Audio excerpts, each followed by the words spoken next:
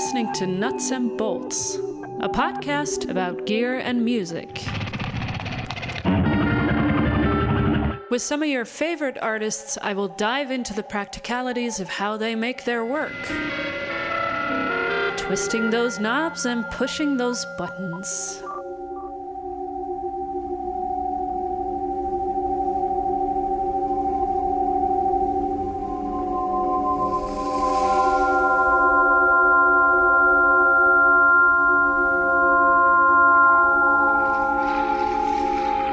The first thing I do when I work with feedback is in Max MSP. I make a very big limiter.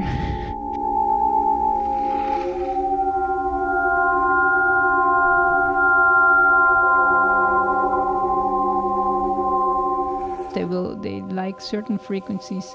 Well, they don't like anything, but they respond more linear to certain frequencies.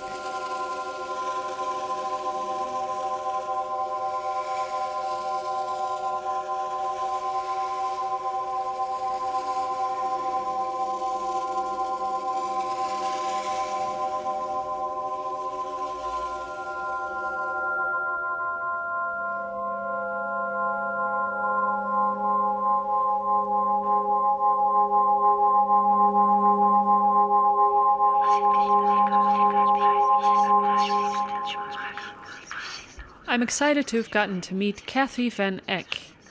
She's a composer, sound artist, and researcher whose work combines elements from performance art, electronic music, and visual arts. She focuses on composing relationships between everyday objects, human performers, and sound. Kathy teaches at the Department for Sound Arts of the University of the Arts in Bern, Switzerland.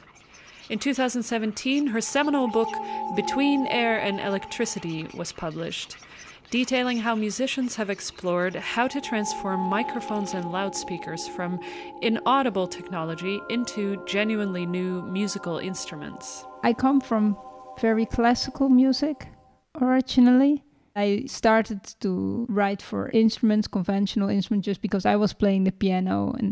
And then I started to study composition, and in the composition department we also had a studio called Stockhausen Studio nowadays, and it was a very old-fashioned studio, so that's where I started to work, just because it was a part of the program. And I really liked it, but I remember seeing this mixing desk and thinking, why are there so many faders? There's just louder or softer in the end. So why would you have all the other faders? So I really didn't have a clue at all what the studio was about.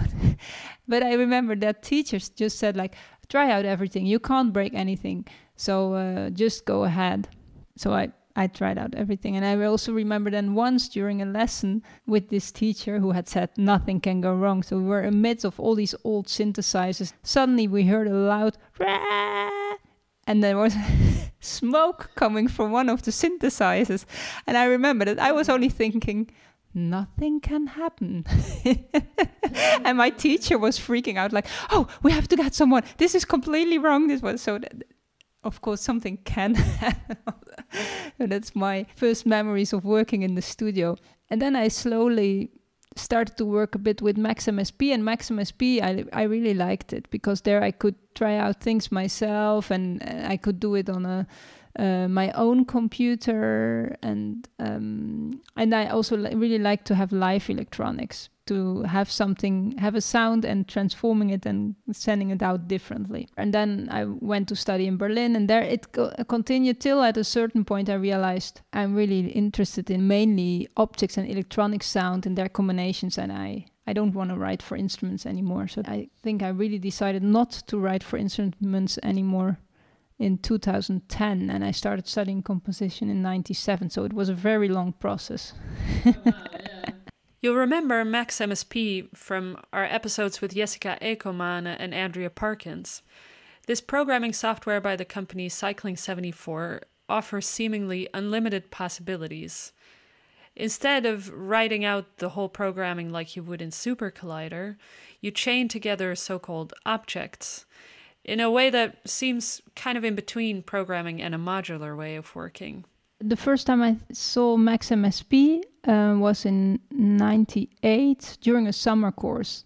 And there were two teachers, Johannes Kretz and Jacopo Baboni Schilingi, and they just said like, jump into this and do this, and you can do nice things. And they gave lessons, and they just showed us max patches. And so that was quite an easy start, because during that summer course, we just had lessons every day with them. So there was no, what usually happens when you start with Max MSP is that you have a lesson, then you go home, and then suddenly it's like, oh, wait, this doesn't work anymore. And then you have to wait a week. And that's not good, because Max MSP, to start, it's much better to do it every day. So you really get into the program and you have someone to help you. During that summer course, it was very good. In 2 weeks, I went from not working with Max MSP at all to a piece for clarinet and Max MSP. And then I came back to school, and I think I did some Max MSP lessons at the sonology department with Paul Burke, actually. At that time, I didn't have Max MSP on my computer. I didn't. Then the slow journey of getting to know it, the program, and really being able to program without help. So also learning Max MSP took me quite some time, because 98 was the first time, and I started to feel really confident programming in Max MSP, I think, around 2004, 2005. It could have gone much quicker, but I didn't. In 98, I wasn't that much interested yet in it wasn't like love on first sight, like, oh, I just want to do Max MSP. I was just like, oh, this is nice. But it was one of the many opportunities, and then later on it became more and more, and there's so many things you can do, so many different things. For example, there's also the whole video part with jitter. Well, my knowledge of jitter is very, very small. I can do just a few things, which I mainly use for lessons when I'm teaching, but otherwise I'm never working with jitter, because that's not my part. So there are so many different things that you don't have to know the whole program, because the whole program would be everything you can do with Max MSP, and so many people are doing so many different things with it. What I realized what I can do with Max MSP quite easily is having interaction, creating interaction between musicians and objects, and then later on for my own performances also between sound and between when I touch something or when I use senses. So that's why Max MSP became important. Then I also started to learn pure data, which is very similar, and which was of course much easier to learn then, because I knew what was possible in Max MSP, and Max MSP is still the software I would say I used the most. But when I program in pure data, I just feel much more like, oh, this is possible in Max MSP, so I'm quite sure you can do that in pure data. Beckoning the question, how are Max MSP and pure data different from one another? Max MSP is really a commercial software, and pure data is open source. First of all, it's for free, which is really cool, so you can use it for free. And then because it's open source and it also runs on other platforms than Mac or Windows, you can also install it, for example, on a Raspberry Pi or on a mobile phone. So I can have a very cheap computer which can do everything, more or less everything. Of course, the processor of a Raspberry Pi is not as a common laptop computer, but it can really do a lot. And I can use it for installations, and the Raspberry Pi is very small. Then I have pure data running on the Raspberry Pi, and I can make an installation with that. The Raspberry Pi is a series of programmable single-board computers. They can be very small and therefore handy for particular purposes. They can also be expanded with add-ons like cameras or displays and so on. I made one installation with Raspberry Pi, and there I also started with, oh, this is going to be really small, but then it ended up with, because then I needed not only Raspberry Pi, but also Arduino for the sensors, and then I needed some, for the fans, I also needed some extra plug. So in the end, it was quite a big case, I have to say. But still, it had to stay outside, and it was also in an exhibition for months. And of course, with the Raspberry Pi, that's much easier than with a computer. You also just have to plug it in, and then it does everything by itself. So then you have so many options. Each of these are a universe on its own. So how do you orientate yourself when you make a piece? And how do you access the often super specific information that you need within that particular program or piece of gear? when I start a piece, I just start with the idea, and then I look, what do I need? And then I look at what kind of technology do I need. For example, with the mobile phone, I was like, I want to do a piece with sensors. And then I realized, wait, in a mobile phone, there is a sensor. The sensor is in the phone to see how you have your screen. So if you have your mobile phone upright, the screen turns with you. And this sensor, the data of this sensor, I like to use it to track my gestures, to track my movements. And then I looked at what kind of programs are there. Of course, someone has made a program. One of the programs I like a lot, because there you can put pure data on your iPhone, is PD Party by Dan Wilcox. He's just an artist who decided, I need this, and he made this program, and he updates it regularly. He has on his website a very clear description of how to install the program. And in this case, I think I once had a problem because I had a too old iPhone. And then I just wrote him a message, and I wrote him, help, what do I have to do?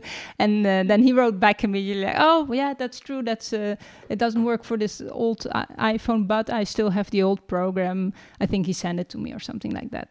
And then with the Raspberry Pi, there's of course a huge community of Raspberry Pi users who do completely different things than music. She makes it sound so easy, but I often get completely lost in those kind of spaces. There's way too much information. It's totally chaotic.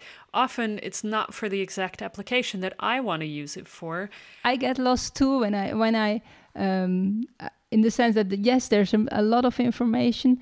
And there are a lot of ways to do things. One of the things I do is talk a lot about with other people who do similar stuff. So I ask them, oh, you are also using Raspberry Pi, or you are also using an Arduino.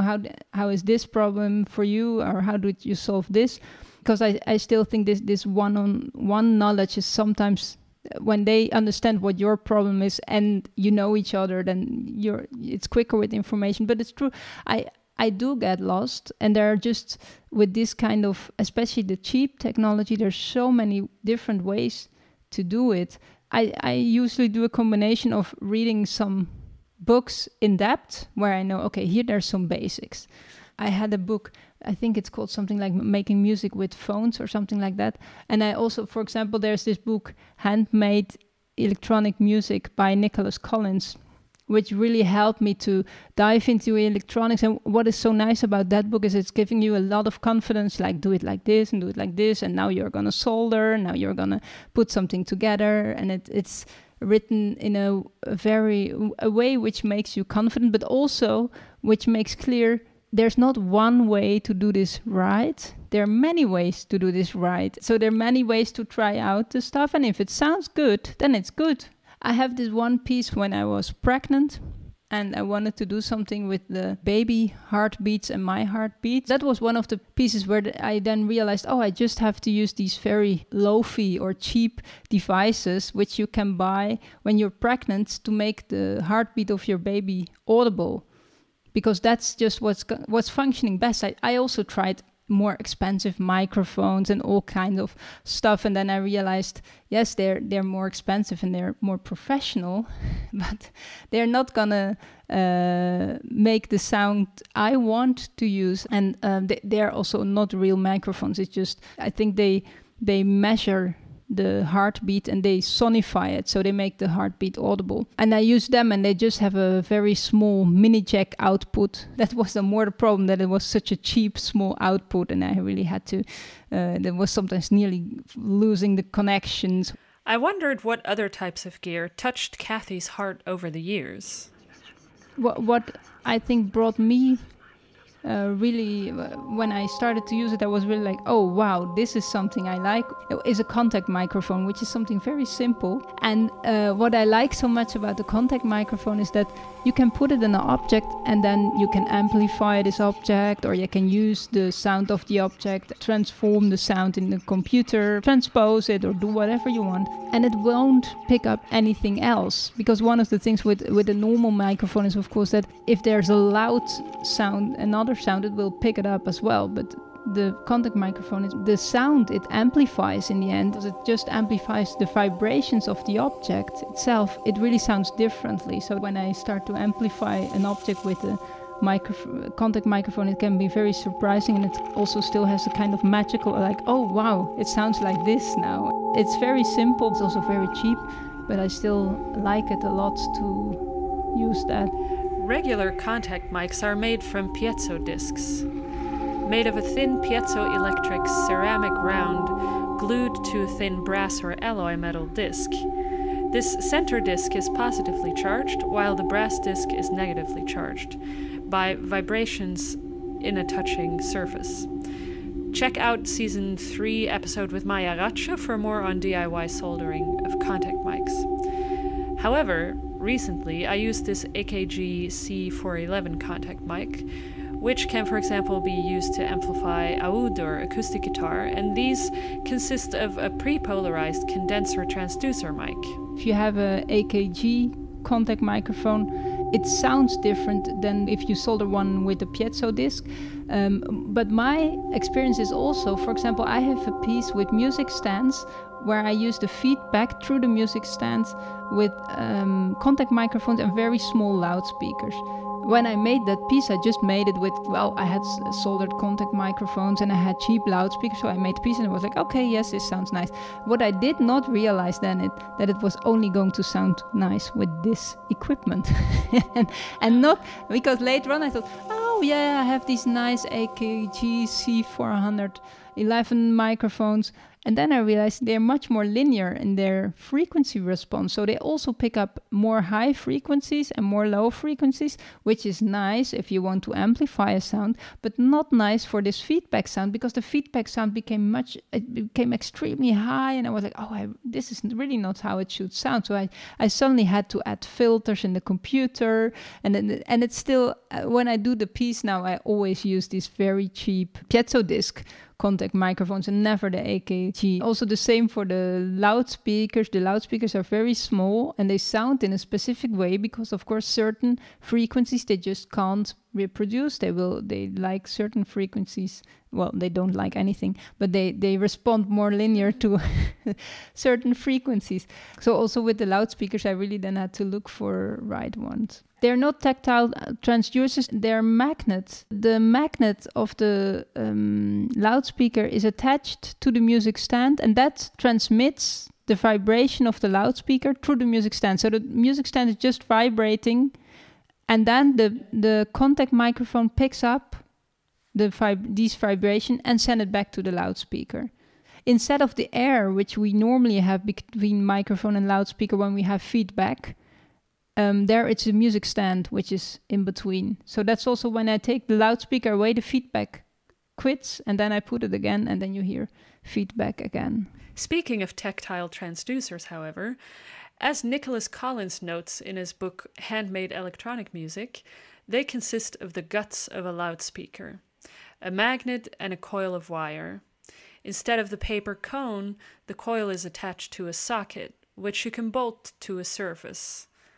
It could supposedly turn your wall into a speaker, were it not that your wall, or your car frame, or whatever other object you want to bolt it to, has its own idiosyncratic frequency response and quirky resonances. I started to use them for the first time in the tin can pieces, and it was because I was, by accident, I got them, I think, somewhere online. I found them and I bought them. They were quite cheap and quite heavy. Normally you attach them to a couch and you can really feel then if you play a computer game, I think, then you can feel the shooting and things like that. I think that's what people use them for. I don't know exactly. I think also in cars people use them to feel the beat better of the music or something like that.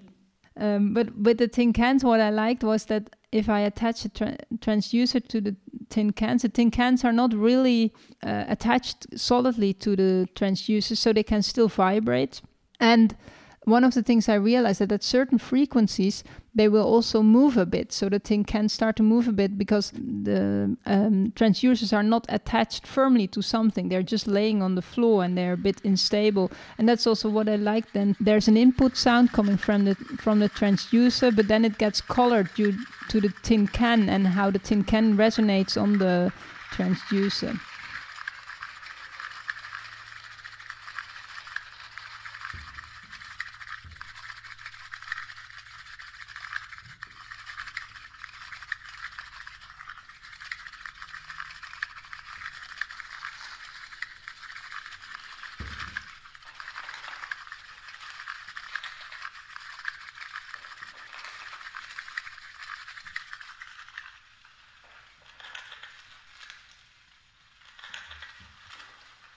have to say, in the beginning, I was mainly interested in amplifying sounds and using contact microphones, using special loudspeakers, like attaching transducers to wood.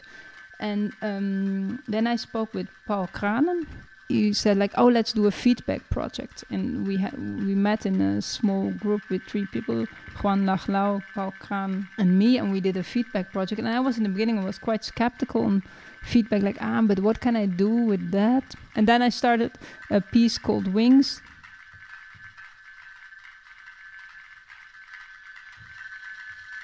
There are many feedback pieces where, and many very nice pieces where feedback is just, it's about something is started and the feedback can choose their own frequencies. And in my piece, it's much more about controlling the feedback with the white shields and also using the feedback really as a musical material. So it's not about having a process and having it going on. It's much more a choreography with sound and having a kind of interaction between sound and space and the choreography itself.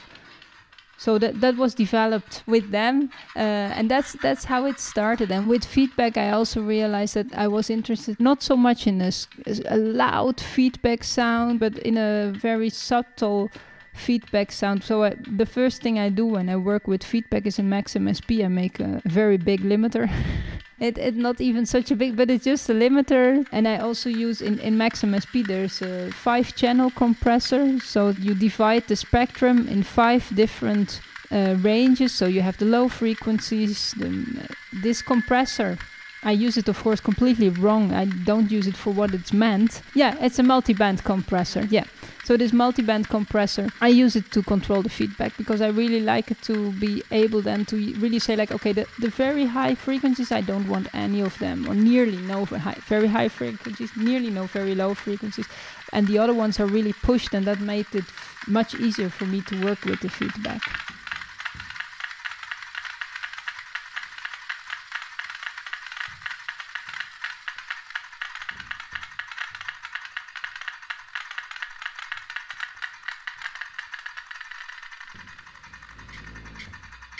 I always use a delay and sometimes some reverb on the feedback. But the delay, one of the nice things about the delay is that what it does, if you delay a feedback signal, it is virtually taking the microphone and the loudspeaker further apart than it is. Because if you look at it, it takes more time due to the delay in the computer for the microphone signal to go to the loudspeaker signal.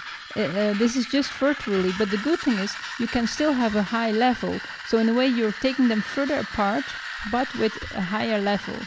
So feedback is easier and you can have it at lower pitches. I often even use several delay lines on top of them. It's easier also to keep the feedback alive with a small delay line. When working with electroacoustic feedback, the space in which it takes place is part of the instrument, due to how it affects all the other elements involved. The shape, size, and resonance frequencies of a room, or room modes as they're called, will differ from performance space to performance space. So I wondered whether Kathy used any measures to deal with those differences, or accepted them as a chance factor in the composition. I am often trying it out in the room, and then I change a bit the frequencies. When I remark, oh, this is really loud here, so then I do a bit of not even direct EQing, but I use different filters for that. So I change the frequency response a bit. In that case, the microphones and the loudspeaker are pointing to each other, and they are just around 3 meter distance, and the room is much bigger. So in the end, the room is influencing the piece, but most times in such a way that I think it's okay, and it can be like that. So I don't need to change a lot in the room. Now we've discussed a number of really interesting concepts, but how does one actually develop a piece of this sort? When I'm making a piece, I often write down what are the different elements and how can they influence each other. I have, for example, a piece which is very simple technology-wise, in the sense that there's an iPhone under every chair, and there are 3 chairs, and in fact the whole piece is just about, is a chair moving or not? And when I started the piece, I was like, oh, well, that's an easy system. But then I realized, oh, I really have to notate down what the different possibilities are. Because, of course, there's just, is the chair moving or not? But there are 3 chairs. So that can also be which one of these chairs is moving. And then also, are 2 chairs moving together or are 3 chairs moving at the same time? How long are they moving, etc. So I started to draw that and also draw the different positions of the chairs. This is with a Max MSP patch, and I use an app called Gear OSC from Gyroscope OSC. So it sends just the data of the iPhone. There's no PD patch on the iPhone in this case, but it sends the data directly to Max MSP. And there, Max MSP uses it for whatever I have programmed it. For example, in the beginning, every time I pick up a chair, it records sound of my footsteps. And then when I put it down again, it plays that sound and it starts to play that sound. And then I pick up another chair, it records the sound I'm making, and then I put it down again. So that's something where I realize when I write it down and when I draw how I think what technology I have, then I also get other ideas of what to do with it.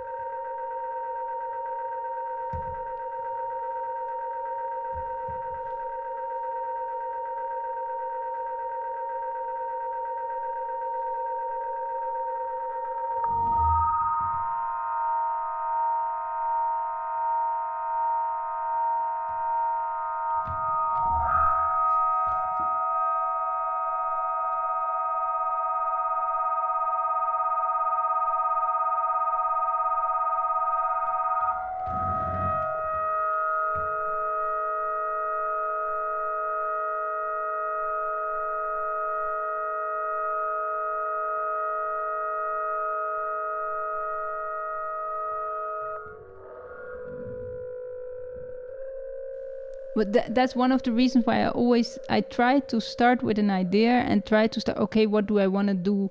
For example, the chair pieces in the very beginning, I thought I was going to use contact microphones, and I threw them out because then I realized the ideas I have, I can't do them with contact microphones. I need sensors, and then I use the iPhones for the sensors. I work a lot with software, so to say, and especially with Max MSP and Pure Data. But the moment I program something, even if it's super open, I can do really a lot of different things in Max MSP and also connect. That's also one of the things why I like it and why I also work with Ableton Live or with Reaper and before with Pro Tools and Logic. But one of the nice things of Max MSP is for me, because I need this interaction with sensors or with live electronics, that I can combine different stuff and say, okay, now I just need a transposer, but just for this, and then I can use something else where I just use a little bit of a sampler, but a very specific sampler, so that's very nice. But the moment I've programmed it, it's there, of course, and then it becomes a box again where okay, now there's this, and I just can't change it immediately. And especially my form of working, it's very composed in the sense the pieces have a beginning and an end and a development in between, and that they're really played. There's nothing which is improvised in, like I can't say suddenly like, oh, let's make a nice melody here, because that's not how they are made. If you think of the chairs and with just are they carried around or not, that's the main action I can do, and everything else is happening because the computer knows, okay, now she's carrying this chair for the third time, so let's go to the next preset because that's what I programmed. What I do, I often also feel that it's not really music. It's kind of a sound. I often call it performative sound art because then I feel like, that's for me what it is. It's not music in the sense that I can react musically how you would react in a musical ensemble.